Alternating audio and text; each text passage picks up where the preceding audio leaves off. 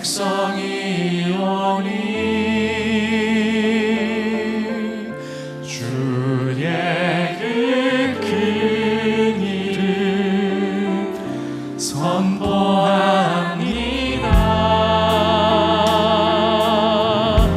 이곳 어두운 세상에 빛으로 부르셨네. 주의 얼굴 구할 때 역사하소서.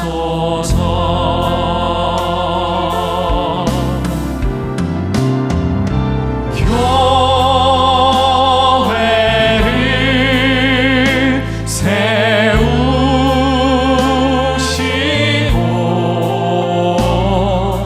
이 땅 고쳐주소서.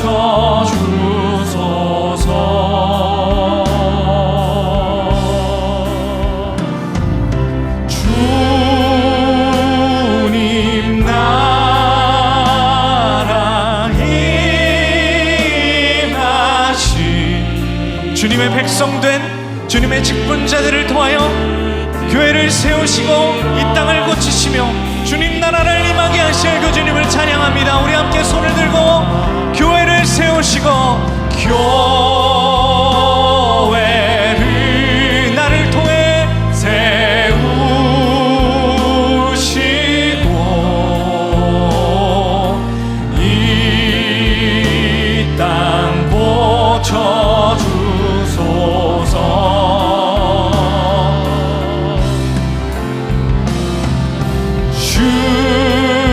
주님 나라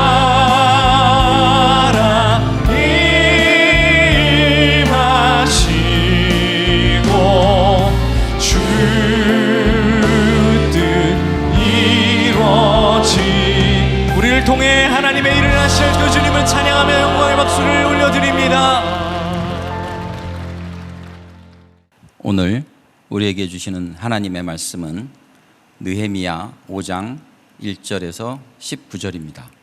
본문의 말씀 중에 1절, 6절에서 9절, 13절을 봉독합니다.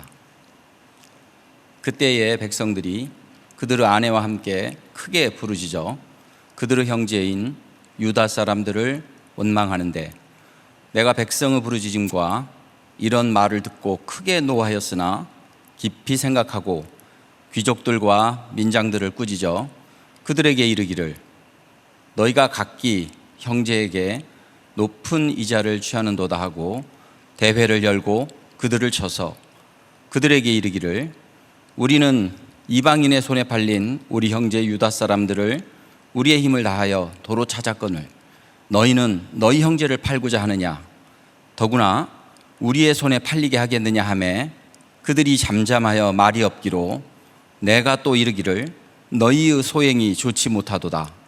우리의 대적 이방 사람의 비방을 생각하고 우리 하나님을 경외하는 가운데 행할 것이 아니냐.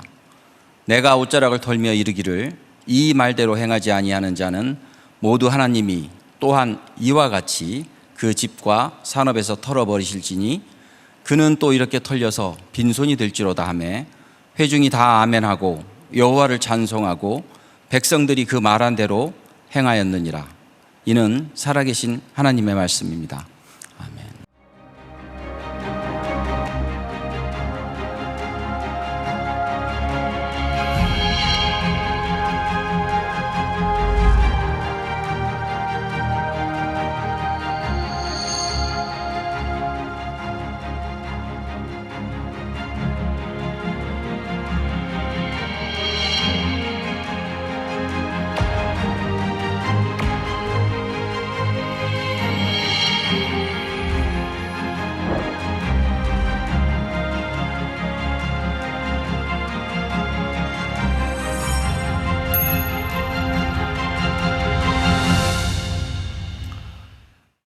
자, 지난주 말씀을 통해서 우리는 느헤미야가 이 성전을 재건하고 건축하는 데 있어서 어려움을 어떻게 헤쳐나갔는가라는 것을 보았습니다. 그런데 우리의 삶은 문제를 해결한다고 모든 것이 해결되지 않죠. 또 다른 문제들이 우리 앞에 닥쳐옵니다. 역시 하나님의 성벽을 재건하는 이 가운데서도 외부의 적에 대해서는 잘 방어를 했지만 이제 더 큰 문제, 더 큰 변수가 생기게 됩니다. 오늘 이 말씀을 통해서 우리가 하나님의 백성이 됨을 통해서 우리의 공동체를 어떻게 세워가는가, 여러분들의 가정을, 여러분들이 속한 공동체를, 이 나라 대한민국을 어떻게 세울까를 고민하며 오늘 말씀 가운데 적용하는 시간이 되면 좋겠습니다. 그 여호수아 7장에 보면 우리가 잘 아는 이야기가 나오죠. 이스라엘 백성이요, 여리고성의 전투에서 이기고 난 다음에 그 다음 아이성을 치러 가죠. 그런데 거기에서 실패해요. 그 큰 백성을 무찔러 이겼는데 자그마한 그 아이성을 침략하는데 실패합니다.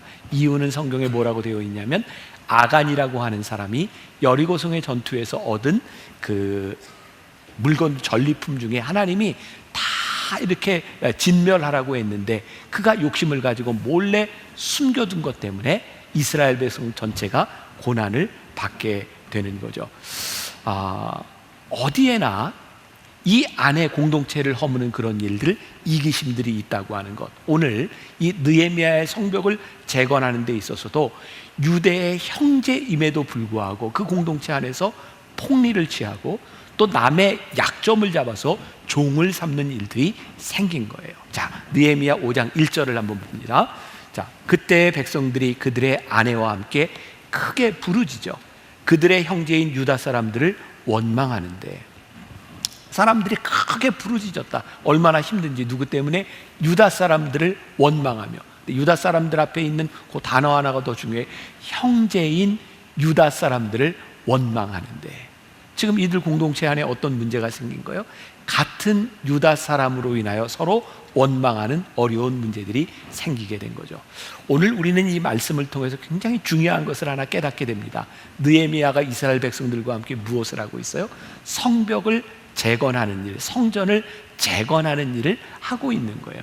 그런데 단순히 외적인 건물을 재건하는 것, 그것으로 문제가 해결되는 것이 아니라 그 내적인 공동체 이스라엘 백성들이 하나님의 말씀 앞에서 하나님의 백성이 되지 않는다면 외적인 건물들이 화려하게 재건될지 모르나 그들의 이기심으로 인하여 그 공동체가 언제 허물어질지 모른다는 거예요. 여러분, 기독교, 이 교회의 역사를 보면 2000년이죠. 물론 그 교회가 생기기 전 이전에 기독교의 역사가 있어요. 기독교 역사를 통해 보면요, 늘 반복되는 게 있어요. 참 신기하죠. 사람들이 어려움 가운데 하나님의 말씀을 붙들고 그들이 하나님의 은혜와 축복을 경험하는데 그 축복을 간직하는 일이 쉽지 않아요. 사람들은 축복을 받고 풍요로워지면 참 쉽게 타락하는 것 같아요. 그래서 교회는 하나님의 은혜를 경험했다가 타락하고 다시 하나님께서 새롭게 세워주시는 역사를 경험하고 타락하고 이런 업 앤 다운을 계속해서 반복하고 있습니다. 그런데 하나님께서 새로운 부흥을 일으키실 때, 밑바닥에서부터 새롭게 하실 때 동일한 패턴이 존재합니다. 그게 뭘까요? 회개의 운동과 함께 부흥의 역사가 일어난다는 거예요. 단순히 건물들이 세워지면서가 아니라 철저하게 회개하며 하나님 앞에서 하나님의 백성이 됨을 통하여 부흥의 역사가 일어나고 있다는 거죠. 자, 이 코로나를 지나면서 우리가 참 많이 듣는 이야기, 한국교회의 아픔에 대한 이야기입니다. 코로나 확진자가 생기면서 그 모든 많은 비난의 화살들이 교회를 향했어요. 물론 신천지, 이건 교회가 아닙니다, 이단입니다 라고 이야기할지 모르지만 세상 사람들은 그런 거 구별하려고 하지 않아요. 그냥 교회라고 생각해요. 그리고 교회에서 이 확진자들이 생겨나고 또 이 방역을 방해하는 집단이 교회다라고 하는 인식 가운데서 교회가 많은 어려움들을 겪었어요. 근데 그런 지난 2년 동안 더 큰 어려움은 무엇이었냐면 교회 안에 내부적으로 서로를 향해 지적하고 서로를 비난하는 거죠. 너는 틀렸다고 하는 거죠. 기본적으로 우리들에게 이 공동체, 우리들이 하나인 것을 사랑하는 마음이 없을 때 우리는 자신의 주장을 쉽게 꺾으려고 하지 않습니다.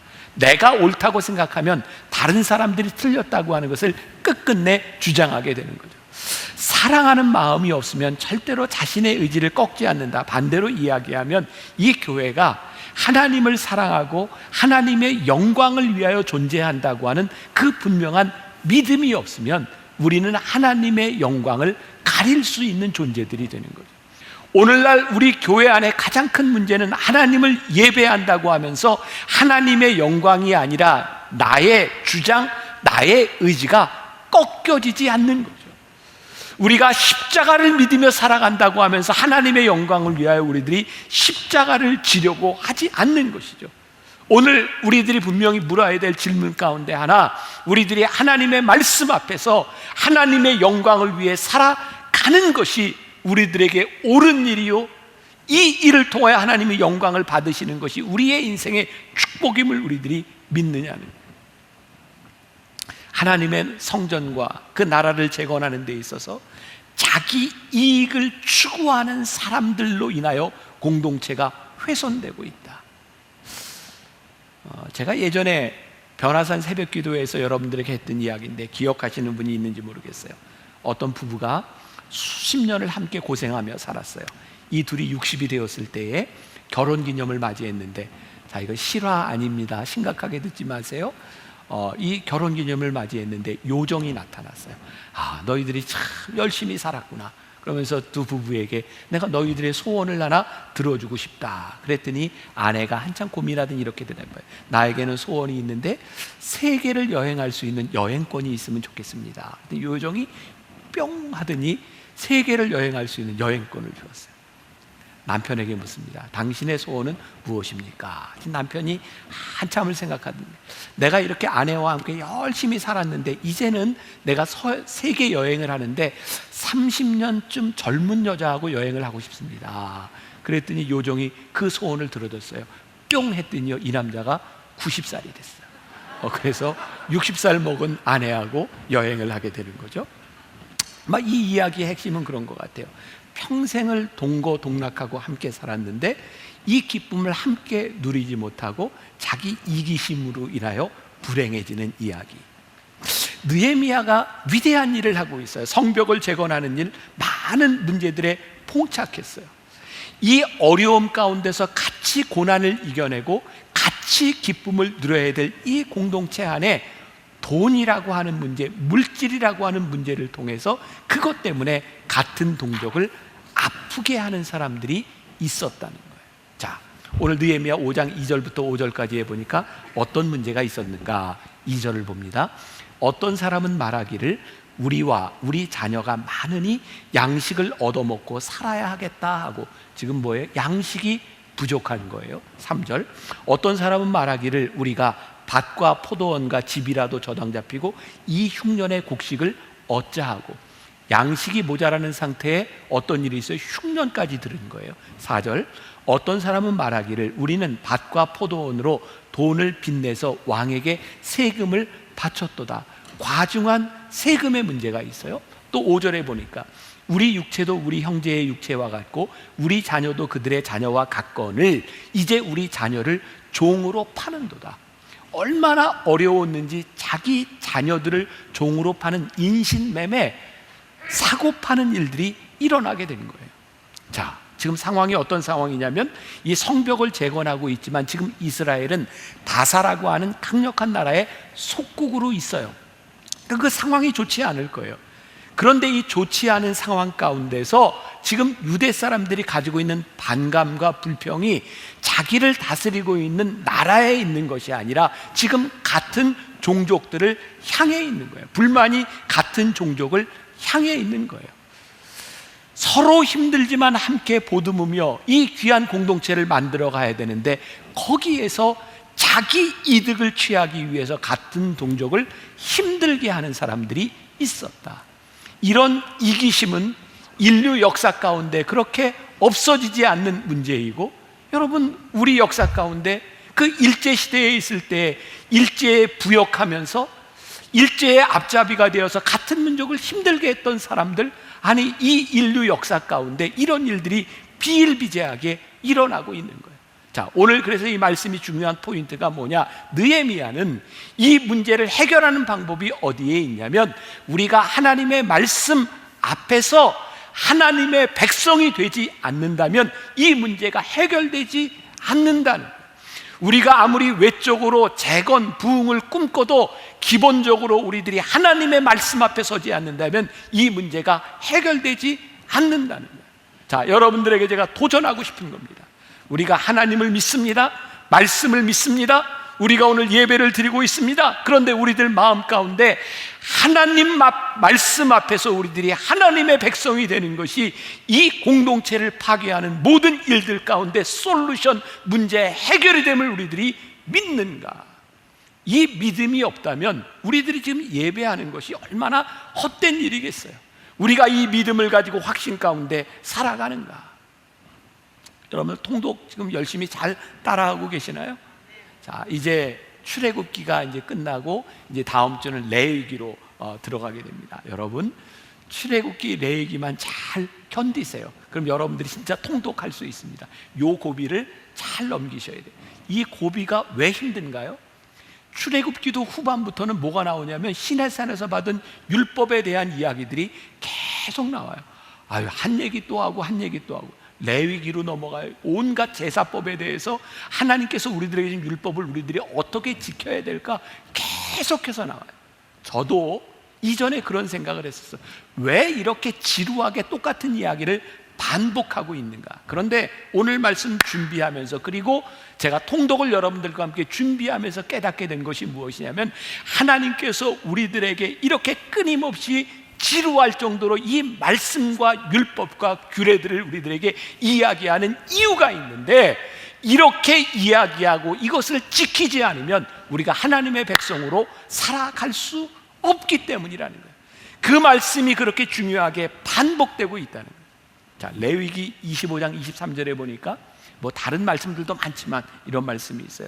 토지를 영구히 팔지 말 것은 토지는 다 내 것임이라. 너희는 거류민이요 동거하는 자로서 나와 함께 있느니라. 레위기 25장 34절. 그러나 그들의 성읍 주위에 있는 들판은 그들의 영원한 소유지이니 팔지 못할지니라. 레위기 25장 42절. 그들은 내가 애굽 땅에서 인도하여 낸 내 종들이니 종으로 팔지 말 것이라. 지금 우리들이 살아가면서 제일 중요하게 생각하는 이 토지, 땅, 우리의 재산에 대해서 뭐라고 얘기하냐면 근본적으로 이건 하나님의 것이요 또 너희들에게 주어진 것인데 너희들이 다른 사람의 것을 빼앗지 말라는 거예요. 또 너희들이 애굽에서 종되었던 때를 기억하며 너희들이 어려운 때를 틈타서 다른 사람들을 종으로 삼지 말라는 거예요. 땅도 빼앗지 말고 몸도 빼앗지 말고 하나님께서 오늘 우리들에게 이야기하고 계신 거예요. 자, 제가 여기서 한마디 하고 싶어요. 여러분, 나라가 토지를 공적으로 관리하면 평등한 세상이 올까요? 아니, 저는 절대 그렇게 생각하지 않습니다. 왜? 그 나라를 다스리는 사람들이 그렇게 좋은 사람이 아닙니다. 그러면 자본주의가 이 문제를 해결할까요? 아니요. 절대로 자본주의도 민주주의도 어떤 제도도 이 문제를 해결하지 않습니다. 여러분, 우리 하나님을 믿는 우리들에게 정말 중요한 확신이 있는데요, 이 토지의 공개념과 생명의 존엄성에 대한 문제는 제도에 대한 문제가 아니라 하나님의 말씀 앞에서 하나님께서 우리들에게 무엇을 말씀하시고 너희들이 어떻게 살아야 되는지를 분명히 말씀하시고 말씀대로 사는 하나님의 백성이 되어야 이 문제가 해결이 되지, 우리가 아무리 우리의 이즘, 우리의 어떤 민주주의, 진보주의 이런 것을 가지고 해결되는 문제가 아니라는 것을 인류 역사가 우리들에게 증명하고 있는 거예요. 이 세상의 문제는 법과 제도에 대한 문제가 아니라 신앙의 문제, 우리들이 하나님의 백성이 되어서 살아가는 문제라고 하는 것을 우리들이 확신하지 않는다면 말씀 앞에 선다는 것이 우리들에게 어떤 의미가 있겠습니까? 성경은 우리들이 가지고 있는 이기심을 뛰어넘는 제도에 대한 문제가 아니라 아주 새로운 하나님의 법을 우리들에게 말씀하고 있는 거죠. 뭐 제가 여러 번 이야기했죠. 여러분, 성경은 우리들이 열심히 돈을 벌어서 많은 재산을 가지고 우리들이 부를 축적하는 것에 대해서 잘못됐다고 이야기하지 않습니다. 열심히 살면 잘 사는 겁니다. 또 힘든 가운데서 우리들이 어려움을 당할 수도 있는 겁니다. 성경은 이러한 인간들이 가지고 있는 법칙에 대하여 부정하지 않습니다. 그런데요, 땅을 가지고, 많은 땅을 가지고 추수하는 사람들이 추수를 할 때 성경이 뭐라고 얘기하는지 아세요? 너희들이 추수하며 흘린 것들을 절대로 줍지 말아라. 누군가는 그것을 먹고 살아야 될 터이니 그거 줍지 말아라.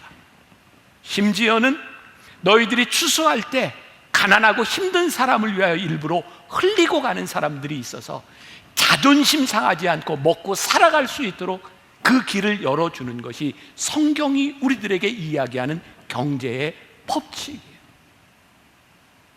세상의 윤리, 세상의 제도로 우리들이 하나님께서 하나님의 백성 되는 법을 가르쳐 주신 것이 아니라 하나님의 말씀으로, 말씀 앞에서 세상을 바라보는 완전히 새로운 관점을 우리들에게 보여주고 계신 거죠. 자, 그래서 느헤미야는 그들의 공동체에 있었던 문제를 해결하기 위하여, 자, 느헤미야 5장 6절에 보니까 내가 백성의 부르짖음과 이런 말을 듣고 크게 노하였으나, 노한 게 뭐예요? 화난 거예요. 분노한 거예요. 저와 여러분들에게 필요한 것이 있다고 생각해요. 이 세상을 바라보며 거룩한 분노가 우리 속에서 일어날 때, 거룩한 분노는 왜 일어나는 걸까요? 하나님의 마음으로 불의한 일을 볼 때 이것이 잘못되었다 생각하는 거룩한 분노가 일어나야 이 땅의 진정한 부흥의 역사가 일어날 수 있다는 말씀이에요. 제가 말씀을 준비하면서 이렇게 글을 읽다 흥미로운 것을 보게 되었어요. 우리가 흔히 생각하는 가장 근면한, 가장 부지런한 곤충 하면 뭐죠? 개미 이야기하잖아요. 그런데요, 그 개미 공동체가 그렇게 부지런하다고 생각하는데 개미 공동체에서 실제로 일하는 개미는 3분의 1밖에 되지 않는답니다. 3분의 1에 열심히 일하는 개미가 그 개미를 부지런하다라는 이미지를 우리들에게 주고 있다는 거죠. 우리들이 흔히 이런 말을 합니다. 아유, 남들 다 그래. 우리가 이렇게 애써봐야 소용없어. 우리가 하나님을 믿으며 우리들이 쉽게 이야기하는 세상이 다 그래 라고 우리들이 이야기한다면, 우리가 그렇게 살아간다면 우리는 하나님의 백성으로 살아가는 게 아니죠. 여러분, 하나님의 말씀 앞에서 하나님의 뜻대로 살아가는 우리 그리스도인들로 인하여 이 나라와 이 민족의 소망이 있습니다. 말씀대로 살아가는 사람을 통하여 하나님의 역사가 일어납니다. 이 믿음과 확신이 있을 때에 우리들이 진정 멋진 그리스도의 삶을 살아갈 수 있지 않겠습니까? 문제의 핵심은 크리스천 리더들, 오늘 예배를 드리는 우리들이 하나님의 말씀 앞에서 어떻게 살아가느냐에 대한 문제죠. 여러분, 세계 1차 대전과 2차 세계대전 때 이미 잠수함이 있었어요. 여러분, 잠수함들의 가장 중요한 역할은 뭘까요? 이렇게 밑으로 들어가서 발견되지 않는 물 밑에서 적의 군함을 침몰시키는 거예요. 근데 문제는 지금은 뭐 이제 핵 잠수함, 뭐 여러 장비가 잘 이렇게 나와 있지만 그 당시에는 바다로 내려가는 것까지는 어떻게 했는데 이 공기, 산소의 문제를 잘 해결을 못했어요. 그러니까 산소가 이렇게 있을 동안만 움직이고 다시 올라와서 보충이 돼야 되는 거죠. 근데 이 산소가 얼마나 부족한지 이걸 캐치를 하지 않으면 어떤 어려움이 당할지 몰라요. 그래서 그 1차, 2차 세계대전 때는 잠수함에 한 동물을 넣어갔답니다. 뭘까요? 알려드릴까요? 네, 잠수함에 토끼를 같이 실었답니다. 왜냐하면 산소가 희박해지면 가장 빨리 반응하는 게 토끼였답니다. 그래서 이 토끼를 보고 위로 올라가는 거죠. 저에게 그런 생각이 들었어요. 하나님, 이 세상이 적어도 하나님의 말씀대로 살아가는 그리스도인들을 바라보며 말씀 앞에 가장 민감한 그리스도인들을 바라보며 우리들이 어떻게 살아야 할지를 깨닫게 하여 주옵소서. 다른 말로 표현한다면 방향키와 같은 역할을 하는 거죠. 하나님의 말씀대로 살아가는 사람들이 살아있어서 그들을 바라보며 우리 민족이 어떻게 살아갈지에 대한 방향키를 제시할 수 있는 우리 그리스도인들, 하나님의 백성이 되게 하여 주옵소서. 말씀 앞에 서서 기도하는 우리 그리스도인들이 방향키가 된다는 것, 그게 어떤 의미일까요? 자, 느헤미야를 보니까 5장 14절에 유대의 총독으로 있는 12년 동안 백성의 아픔 가운데 자신과 형제들이 총독의 녹을 먹지 않았다, 이렇게 이야기하고 있어요. 느헤미야 5장 15절에 보니까 이전의 총독들은 백성들에게서 빼앗고 압제하였으나 나는 그렇게 하지 않았다. 그러면서 느헤미야 5장 19절에서 말씀 같이 봅니다. 시작. 내 하나님이여, 내가 이 백성을 위하여 행한 모든 일을 기억하사 내게 은혜를 베푸시옵소서. 느헤미야가 어떻게 기도해요? 내 하나님이여, 내가 이 백성의 어려움 가운데서 내가 어떻게 행하였는지를 하나님 기억하시고 내게 은혜를 베풀어 주옵소서. 하나님의 백성이 어떻게 기도해요? 하나님, 이 나라와 이 민족의 어려움 가운데서 내가 하나님 앞에 어떻게 행하였는지를 보시고 하나님, 이 민족의 이 공동체에 은혜를 베풀어 주시옵소서. 남들이 무엇을 어떻게 해야 되는 문제, 누구에 대한 문제가 아니라 하나님, 오늘 하나님 앞에 선, 말씀 앞에 선 우리가 지금 하나님의 말씀을 행하는 것을 바라보시며 하나님 은혜를 베풀어 주옵소서. 그렇게 기도하는 사람이 되라는 거예요. 느헤미야는 내부에서 발생한 분쟁과 민족의 위기를 하나님의 말씀으로 돌아갈 기회로 삼았어요. 느헤미야 5장 13절 같이 봅니다. 내가 옷자락을 털며 이르기를 이 말대로 행하지 아니하는 자는 모두 하나님이 또한 이와 같이 그 집과 산업에서 털어버리실지니 그는 곧 이렇게 털려서 빈손이 될지로다 하며 회중이 다 아멘하고 여호와를 찬송하고 백성들이 그 말한 대로 행하였느니라. 느헤미야가요, 이 백성들의 문제를 앞에 놓고 하나님 앞에, 하나님의 말씀 앞에서 이야기하는 거예요. 너희들이 이렇게 말씀대로 살지 아니하면 하나님께서 너희를 이렇게 심판하시리라. 온 회중이 아멘합니다. 여호와를 찬송하고 백성들이 그 말한 대로 행하였나이다. 하나님 말씀 앞에 서겠다고 이야기하고 있는 거예요. 제가 어제 어떤 권사님 부부와 함께 이야기를 했어요. 연세가 많이 든 분이에요. 그분이 살아왔던 삶에서 힘들었던 후회되는 이야기를 많이 하시는가. 이렇게 하지 않았더라면, 그 아픔들을 이야기하시죠.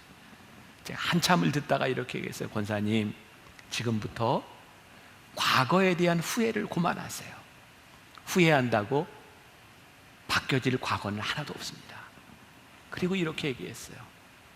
후회가 아니라 앞으로 하나님 앞에 어떻게 살아야 될지를 고민하고 하나님 앞에 살아가야 되는 것이, 올바로 사는 것이 무엇인지를 생각하세요. 부흥이 뭘까요? 부흥은요, 우리들이 잘못 살았던 과거에서부터 돌이키는 거예요. 하나님의 백성이 되는 거예요. 우리들이 완전함에서 부흥이 이루어지는 것이 아니라 우리들이 잘못 살았던 삶을 회개함을 통하여 하나님께서 새롭게 우리를 일으키시는 것이 부흥의 역사인 거예요. 오늘 여러분들의 삶에 부흥의 역사가 일어나기를 간절히 소원합니다. 하나님의 역사가 말씀대로 살아가는 것이, 그것이 소망임을 우리들이 확신을 가지고 살아가는 역사들이 일어날 수 있기를 주님의 이름으로 간절히 축원합니다. 문제는 우리가 하나님의 말씀을 모르는데 어떻게 하나님의 말씀대로 살 거예요? 우리들에게 이 확신이 없는데 우리들이 어떻게 살아갈 거예요? 혹시 여러분 잘 아시는 찬양인데, 아까 연주를 이제 편곡을 했기 때문에 그게 그건가 생각할지 모르는데, 복의 근원 강림하사 찬송하게 하소서. 한량없이 자비하심 측량할 길 없도다. 천사들의 찬송가를 내게 가르치소서. 구속하신 그 사랑을 항상 찬송합니다. 주의 크신 도움 받아, 주의 크신 도움 받아 이때까지 왔으니 이와 같이 전국에도 이르기를 바라네. 하나님의 품을 떠나 죄에 빠진 우리를 예수 구원하시려고 보혈을 흘려 주셨네. 이 찬양을 작시한 사람이 로버트 로빈슨이라는 사람입니다. 20살 때 회심을 하고 정말 주옥 같은 시들을 많이 쓴 사람이에요. 이 로버트 로빈슨이 이 찬양도 작시를 했는데요, 그가 20대 때 다시 옛 삶으로, 방탕한 삶으로 빠져듭니다. 그가 신앙에 대한 회의, 그 방탕한 삶에 빠져들었을 때 어느 날 이렇게 마차를 타고 가는데 거기에 어떤 부인이 함께 타게 되었어요.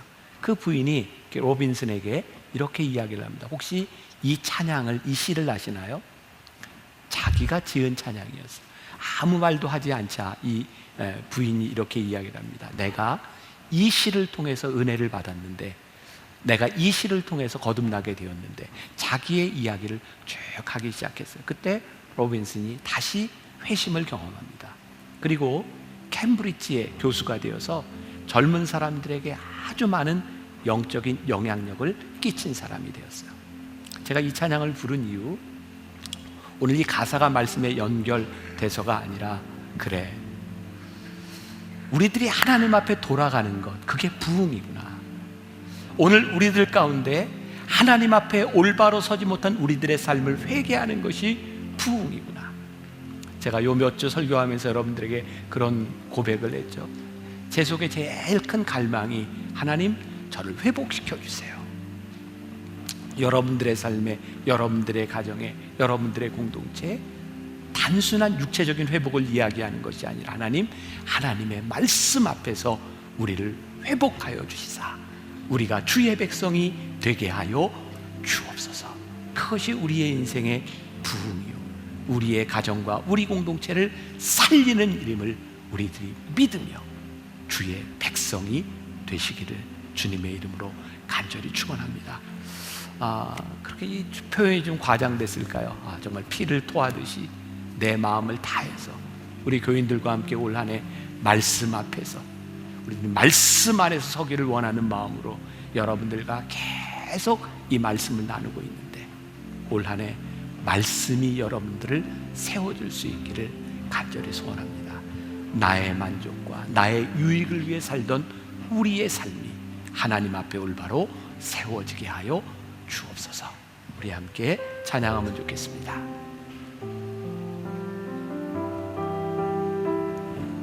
나의 만족과 유익을 위해 가지려 했던 세상 일들 이젠 모두 다 해로 여기고 주님을 위해 다 버리네.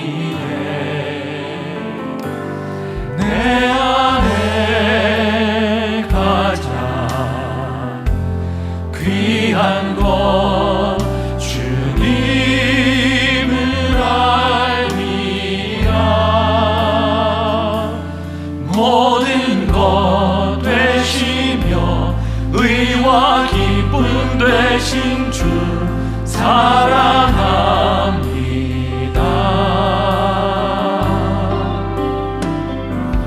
부활의 능력 체험하면서 주의 고난에 동참하고 주의 죽으심 본을 받아서 그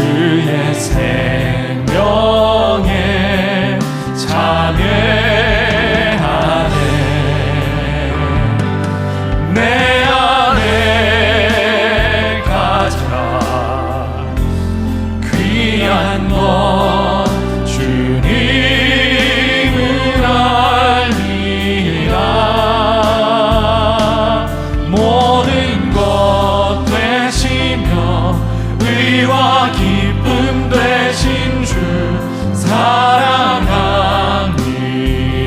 하나님 하나님 말씀에 두려워 떠는 자, 그 말씀에 생명을 거는 자, 한 사람 찾으시는 주님의 약속을 믿어 하나님 말씀에 운명을 거는 자, 순종하며 주 따라가는 자, 영원한 하나님 나라 이뤄갈 주의 교회여